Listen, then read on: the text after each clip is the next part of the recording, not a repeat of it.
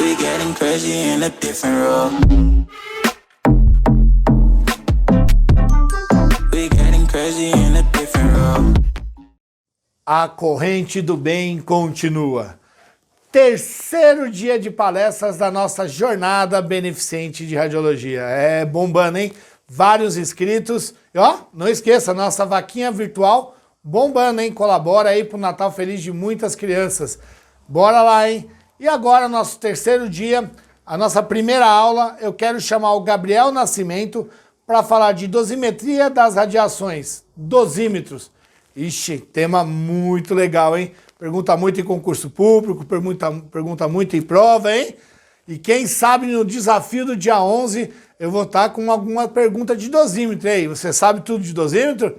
Eu achei que eu achava. Mas umas perguntas aí eu andei dando uma bombada, hein? Dando uma escorregada, hein? Gabriel vai tirar nossas dúvidas agora. Bora lá, Gabriel!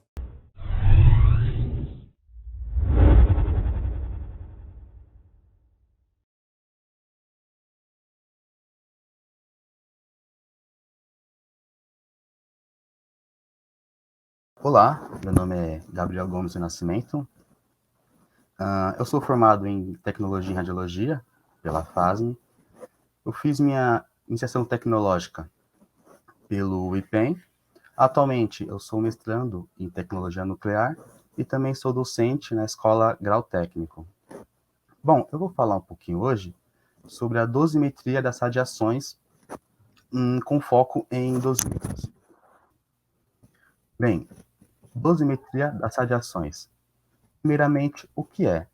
A dosimetria das radiações, ela consiste na determinação da dose absorvida, seja ela no material ou tecido, que foi exposto a uma radiação ionizante. Qual a sua finalidade?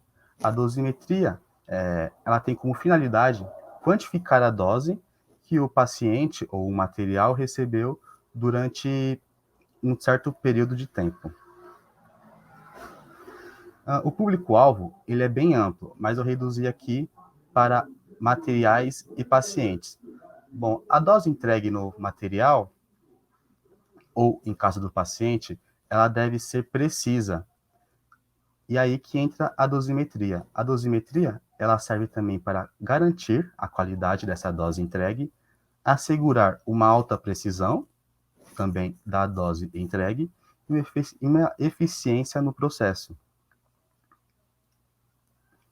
Bom, o dosímetro pessoal externo.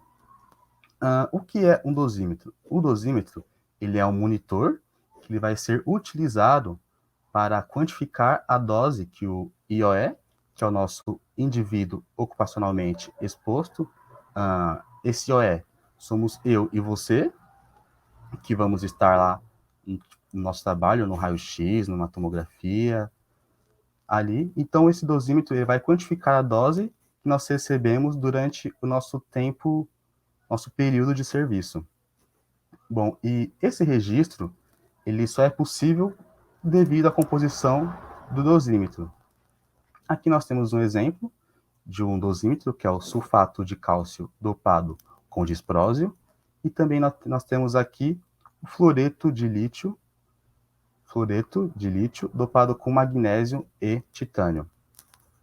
Em específico, o disprósio e o magnésio e titânio, eles são terras raras.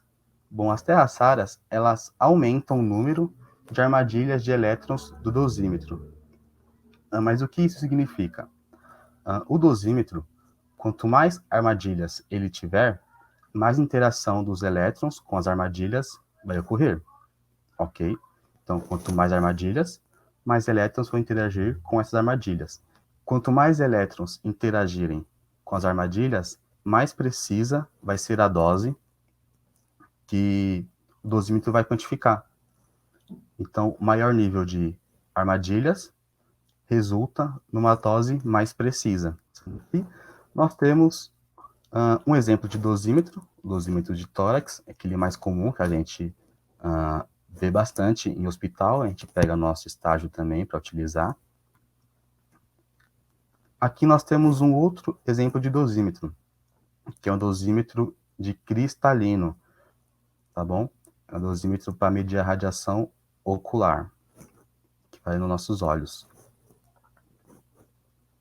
E aqui nós temos o dosímetro de extremidade, tá bom? Então aqui são os 3 tipos de dosímetro.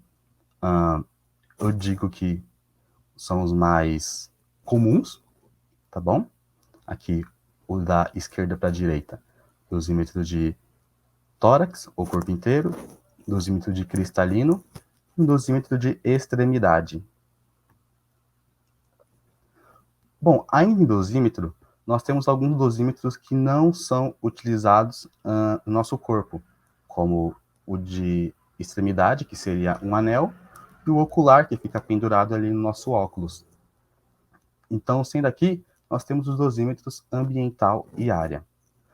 O dosímetro ambiental, que é essa imagem aqui à esquerda, ele é um dosímetro que vai ficar localizado em algum campo aberto, com o propósito de registrar a radiação naquele ambiente, naquele campo aberto. E na dosimetria diária, a gente tem um dosímetro aqui na parede. Esse ponto azul aqui é um dosímetro. Ele vai estar quantificando a dose entregue ali naquela área. Esses dois dosímetros aqui, eles são lá do IPEM. Um dosímetro aqui, ele está na portaria, próxima à portaria do IPEM. Por quê? Lá no IPEM a gente tem caminhões entrando com radiofármacos, caminhões saindo com radiofármacos. Então, a gente precisa saber se ali está tendo alguma dose para os funcionários. Ou então com o pessoal que anda por aqui. Então, esse é o intuito do dosímetro ambiental. Aqui o dosímetro de área está localizado ali na entrada do Centro de Metrologia das Radiações, é o setor que vai ali trabalhar com dosímetros. Então, como o dosímetro chega, ele vai passar por aqui, com a pessoa que o carrega, e esse dosímetro vai estar responsável por quantificar a dose da pessoa que passa por ali. Também temos aqui o dosímetro controle ou padrão. Como que funciona esse dosímetro controle padrão? O dosímetro ele vai sair da empresa, ele vai se locomover até o hospital. Então, o funcionário, vamos chamá-lo de João.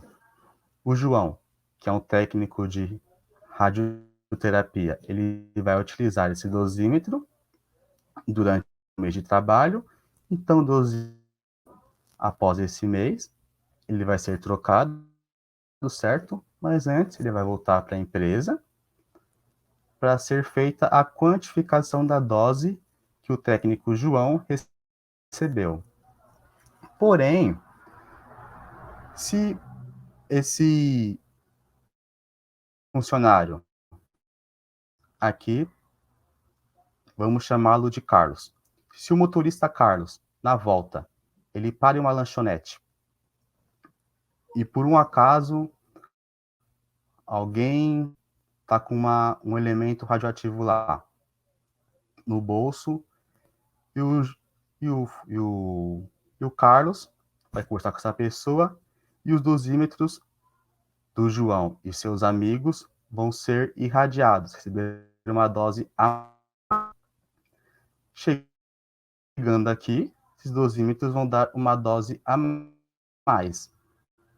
Então, o dosímetro de controle vai trabalhar dessa maneira. Ele vai diminuir a dose de transporte. Digamos que João recebeu uma dose de 5 miligramas. João recebeu 5 miligramas no seu período de serviço. Porém, quando o motorista Carlos, parou para conversar, os dosímetros, em geral, receberam mais 1 de miligrama. Então, chegando na empresa, o dosímetro de João vai apontar 6 miligrays, 5 do João e mais um do Carlos, que parou para conversar. Então, aqui nós temos algumas propriedades de um dosímetro de qualidade. Ele deve apresentar uma alta precisão e exatidão. Ele deve apresentar uma linearidade do sinal em um grande intervalo de dose, ou seja, ele deve apresentar uma resposta equivalente referente a um gráfico linear, tanto para doses baixas quanto para doses altas. Ele deve apresentar uma pequena dependência de dose e taxa de dose. Aqui também temos a baixa dependência energética, que varia de energias irradiadas, como a energia do raio-x, do césio, do cobalto. Então, ele deve ter uma baixa dependência energética. Não pode variar muito em relação à energia dos fótons. Aqui nós temos também a pequena dependência direcional, ou seja, ele deve variar pouca coisa conforme o dosímetro, a direção que ele está, seja de frente, na vertical ou no póstero anterior. Também entra aqui a alta concentração de armadilhas. Lembra que a gente falou lá no começo da armadilha de elétrons? Quanto mais armadilhas, melhor vai ser, mais precisa vai ser a dose. Então entra aqui, ó, alta concentração de armadilhas de elétrons. Bom, a exposição ocupacional. De acordo com a Comissão Internacional de Proteção Radiológica, em sua publicação 103, a exposição ocupacional refere-se a toda exposição incorrida pelos trabalhadores durante o seu tempo de atividade profissional. Ou seja, qualquer exposição médica não entra como exposição ocupacional. Ou seja, se eu como técnico ou tecnólogo vou lá fazer algum exame, esse exame não vai constar no meu dosímetro, ele não vale como exposição ocupacional. E o mesmo vale para radiação local ou de fundo. Um exemplo, se eu for para alguma praia que lá tenha uma alta taxa de dose de radiação de fundo, essa radiação é constada no meu dosímetro, porque ela não é uma exposição ocupacional. Bom, aqui nós temos algumas atividades de rotina que os trabalhadores podem estar em situação de exposição à radiação. Aqui eu coloquei 3 atividades bem distintas, tá bom? Para ver como o nosso campo de radiologia ele é muito amplo. Aqui eu coloquei a atuação em diferentes estágios do ciclo do combustível. Podemos colocar aqui também reatores. Atividades que envolvam o manuseio de radionuclídeos, como, por exemplo, a produção de radiofármacos. Também é uma exposição ocupacional. E uso de fontes radioativas, equipamentos de raio-x na medicina, pesquisa científica, agricultura e indústria. Então, aqui são três atividades no quais o profissional ele está sendo exposto à radiação, que entraria como exposição ocupacional. Lembrando que exames médicos não entram como exposição ocupacional. Grandezas radiológicas e unidades. Aqui, o nosso principal interesse está em grandezas de proteção radiológica, pois o dosímetro ele é um EPI, porém ele não protege. EPI, equipamento de proteção individual. Porém, o dosímetro ele não protege da radiação, ele nos quantifica. Ok? Temos aqui também as grandezas operacionais. E essas duas grandezas vão ser nossas principais nessa aula de hoje. Grandezas de proteção radiológica.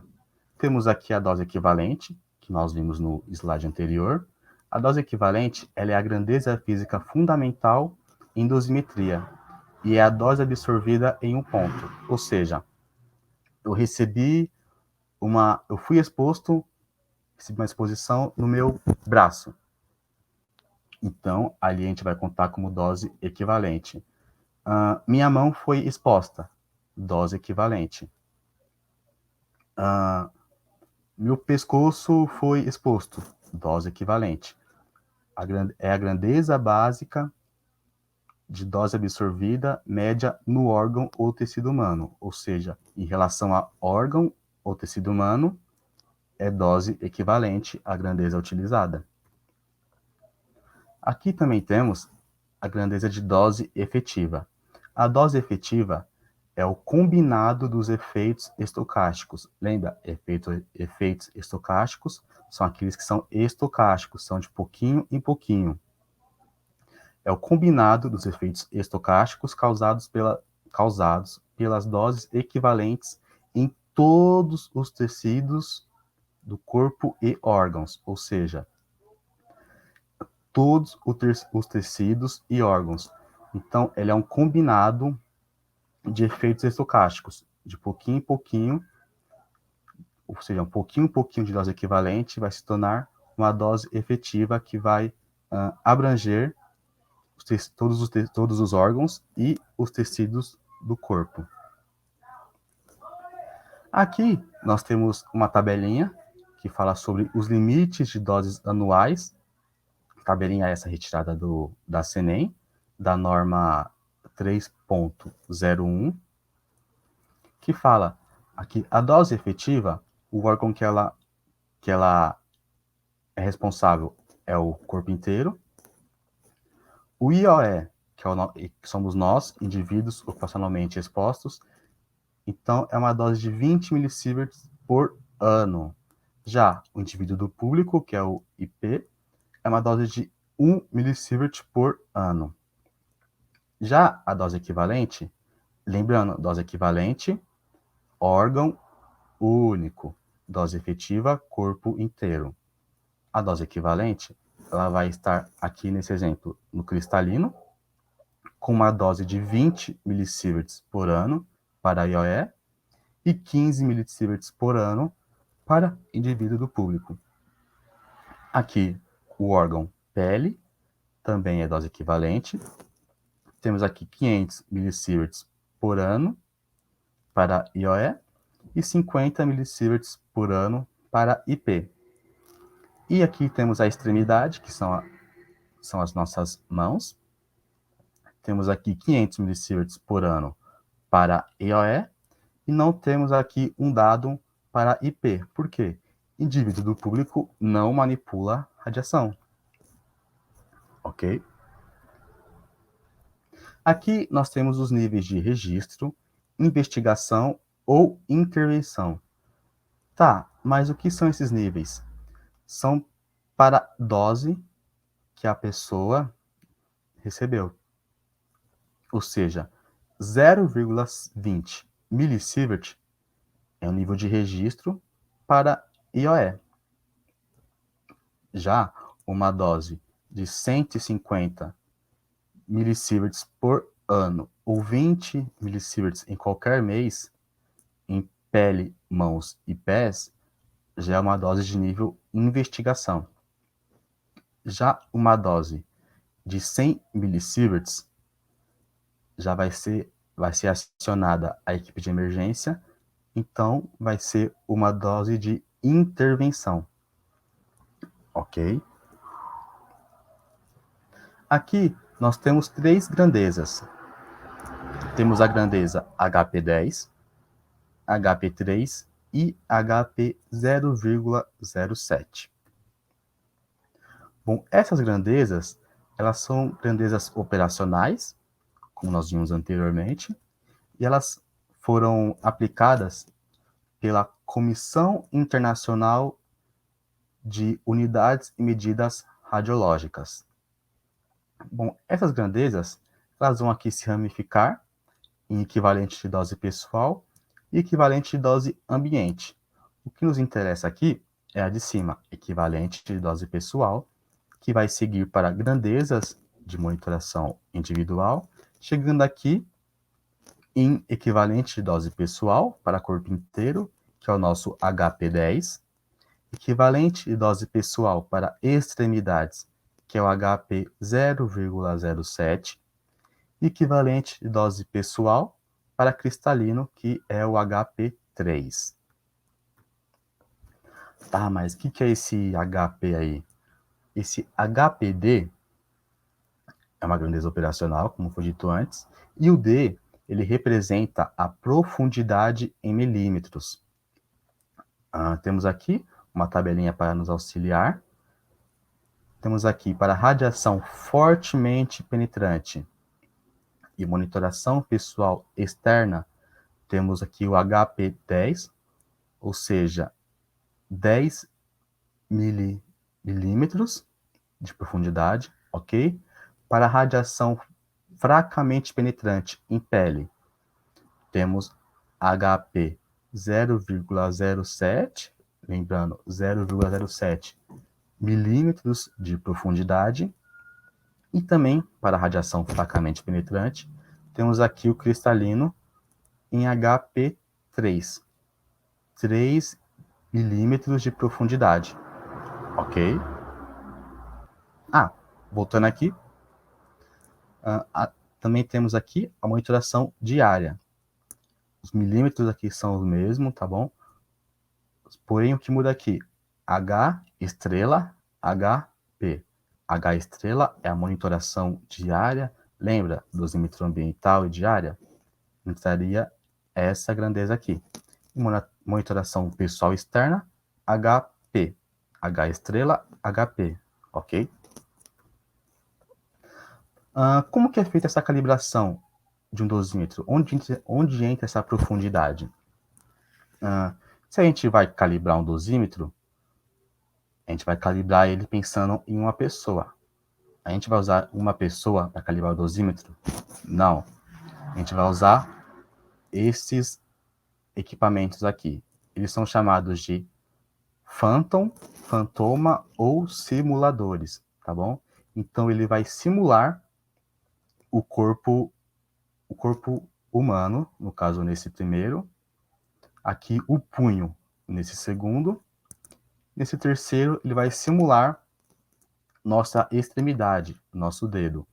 Então ele é um simulador do órgão de interesse, tá bom? Aqui nós temos os dosímetros alocados em cada um deles.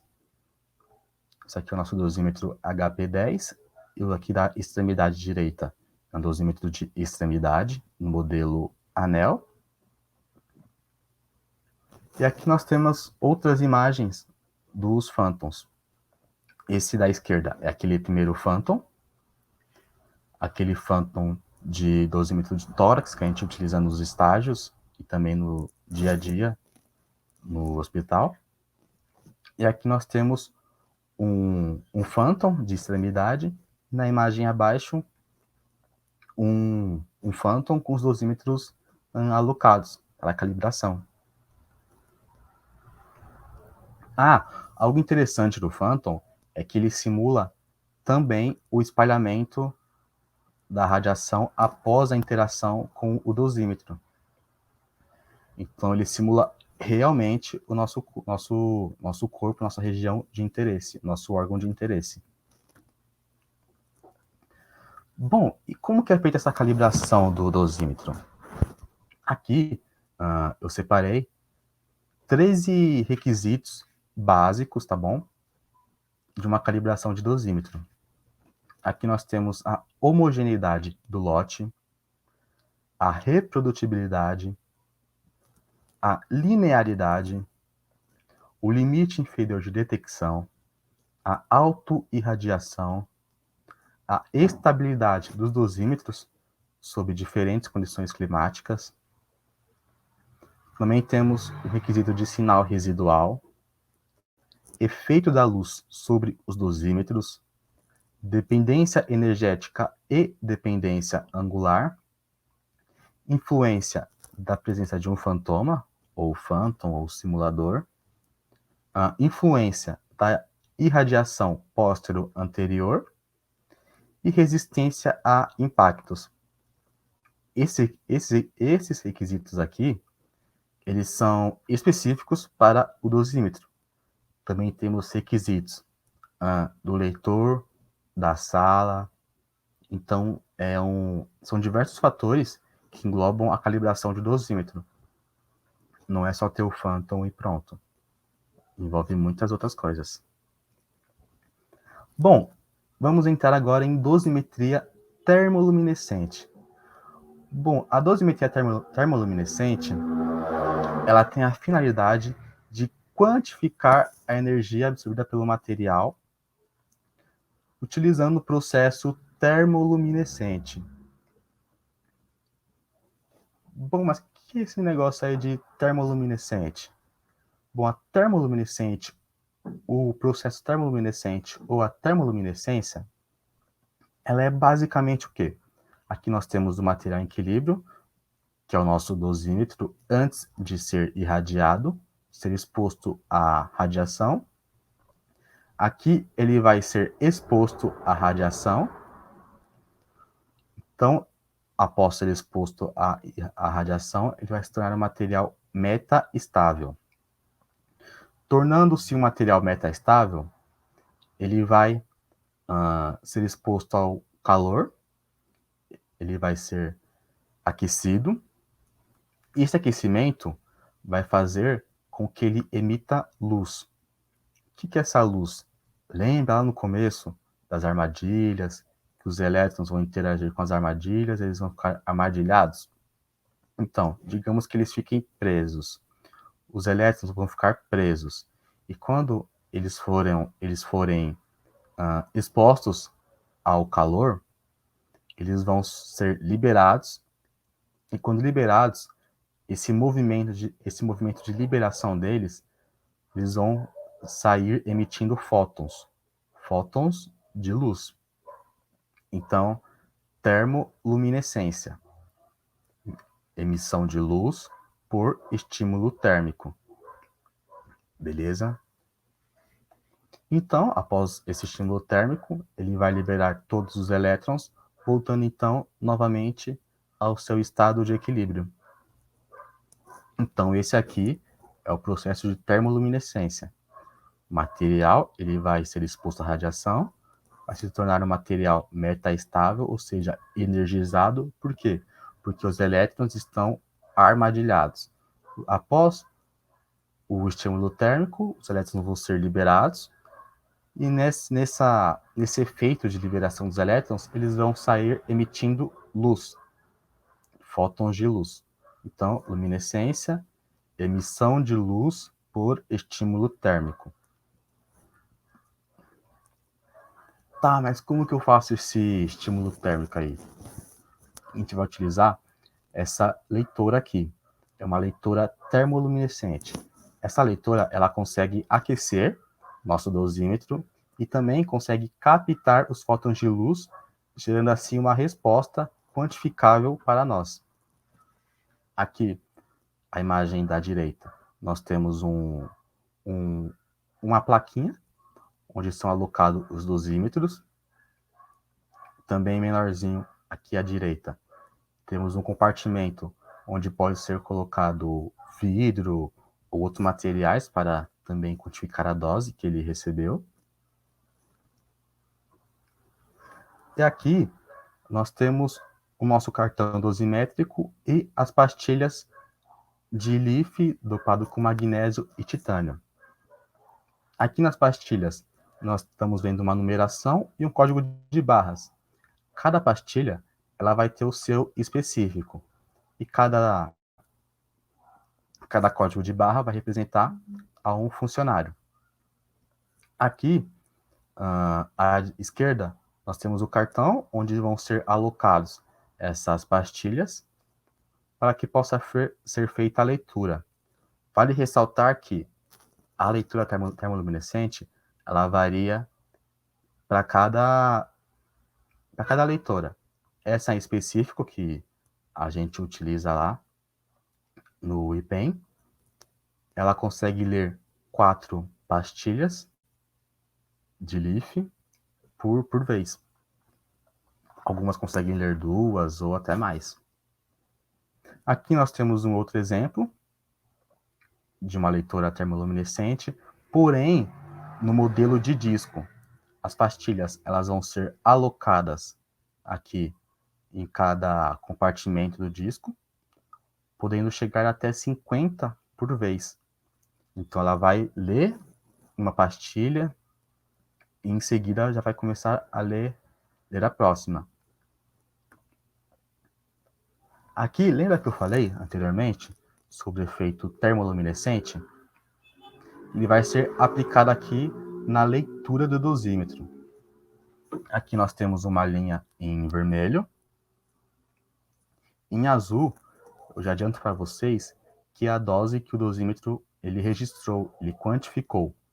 Então, a leitora ela vai aquecendo, que é essa linha aqui em vermelho, e vai estabilizar em 300 graus. Então, conforme ela vai aquecendo, os elétrons eles vão sendo liberados. E conforme eles vão sendo liberados, eles vão emitindo fótons de luz, que vai gerar aqui esse gráfico para a gente em azul, essa curva de emissão. Bom, e onde pode ser aplicado esse dosímetro? Aqui em especial, eu vou falar sobre os dosímetros de extremidade.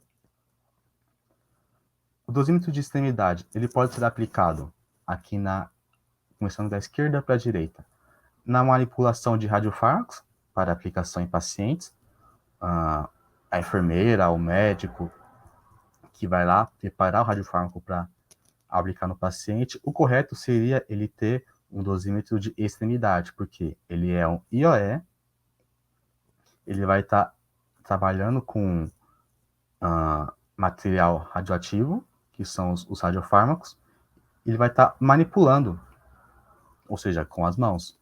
Então, o dosímetro de extremidade no modelo anel seria interessante aqui nessa aplicação. Uma outra aplicação seria no procedimento de radiologia intervencionista, onde o médico ele vai estar fazendo ali a cirurgia com as imagens com os raios-x sendo emitidos em alguns intervalos que ele mesmo solicita. Então, a mão dele, a mão do médico, vai estar bem próxima ao feixe primário. Então, aqui, novamente, seria interessante e é interessante a utilização desse dosímetro de extremidade. E aqui, na imagem da direita, temos a produção de radiofármacos.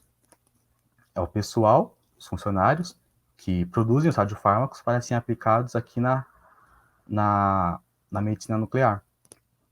Então, da mesma forma que o pessoal que aplica tem o contato com a radiação, o pessoal que produz também tem.